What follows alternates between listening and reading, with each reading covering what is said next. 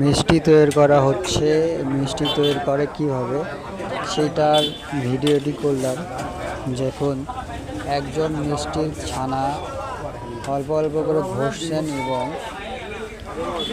ছানাগুলো হালকা গোল করে রাখছেন এবং আরেকজন হাতে নিয়ে তিনটি করে মিষ্টি গোল করছেন এবং ছানাগুলো গোল করছেন।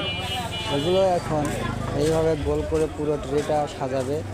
সাজায়া তার এইখান থেকে আবার গরম তেলের ভিতর এগুলো আবার দিয়ে জাল দেওয়া হবে।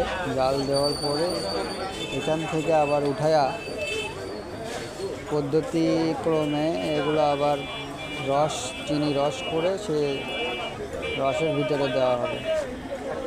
সুন্দর এইরকম ভিডিও পেতে এই চ্যানেলটির পাশে থাকবেন।